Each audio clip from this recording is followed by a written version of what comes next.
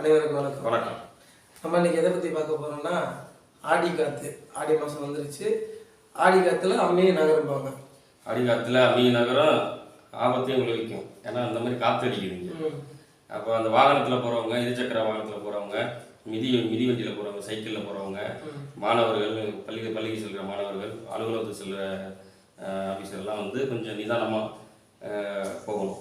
ஆமாம், முக்கியமாக பள்ளிக்கூடத்துக்கு போகிற மாணவர்கள் கவனமாக போகணும். ஏன்னா சாலையோரத்தில் போகும்போது காற்று பலமாக வீசும் பொழுது விபத்துக்கு வாய்ப்புகள் அதிகம். கிராமப்புறங்கள்லேருந்து சைக்கிளில் போகிறவங்க ரொம்ப கவனமாக போங்க மாணவ மாணவிகள். அதே போல் அண்ணா சொன்னாங்க, அலுவலகத்துக்கு போகிறவங்க இருசக்கர வாகனத்தில் போகிறவங்க பார்த்து போகணும். ஏன்னா நம்ம சாலையோரத்தில் போகும்போது காற்று பலமாக வீசும்போது கனரக வாகனம் வரும்.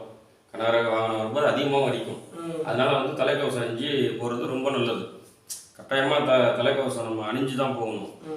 அலுவலகம் செல்லும்போது வாகனங்கள் காற்று ஆடி காற்றும் அடிக்குது, வர்ற வண்டியும் வேகமாக வரும். காற்று ரொம்ப அடிக்கும்போது ஆபத்துக்கான அறிகுறி நிறையா உள்ளது. அதனால கொஞ்சம் தலைக்கவசம் அணிந்து செல்வது ரொம்ப காற்று அடிக்கிறதுனால மண்ணு கூட கண்ணில் போடுறது. நம்ம தலைக்கவசம் உயிர் கவசம். தலைக்கவசம் கட்டாயம் அணிஞ்சு வாகனம் ஓட்டுறது ரொம்ப நல்லது. தமிழக அரசு சரி, காவல்துறையும் சரி நமக்கு வலியுறுத்துறது அந்த வேண்டுகோள் தான். அனைவரும் தலைக்கவசம் அணியணும் வாகனத்தில் போகும்போதுன்னு வலியுறுத்திட்டு இருக்காங்க. நம்ம அதை பின்பற்றுவோம். கண்டிப்பாக. ரெண்டாவது அடுத்தது நம்ம விவசாயிகள் கொல்லப்புறங்களில் வேலை செஞ்சுட்டு இருக்கும்போது மரத்துக்கு அடியில் கீழே கொஞ்சம் பார்த்து அமளிக்கணும். தென்னை மரம்லாம் இருக்கும், திடீர்னு மட்டை விழுகும், தேங்காய் விழுகும். சில மரங்கள் காற்றுக்கு தாங்காது, திடீர்னு மடக்கு விழுறதுக்கான வாய்ப்புகள் நிறையா இருக்குது. அதனால நிதானமாக இருந்து கொல்லக்காட்டில் வேலை செய்யணும். ரெண்டாவது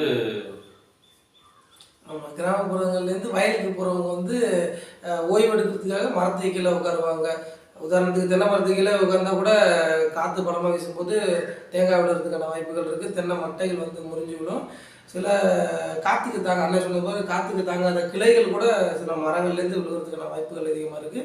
அதே மாதிரி இந்த மின்கம்பம். ஆமாம், மின்கம்பம் ரொம்பவும் சில இந்த காற்றுக்கெல்லாம் தாங்காது, அறுந்து விழுந்துடும். ஆமாம், ஒரு லைனோட ஒரு லைன் கட்டாகிறதுக்கான வாய்ப்புகள் ரொம்ப உள்ளது. அதுக்கும் இல்லைன்னா போர் தண்ணி ஓடி இருக்கும்.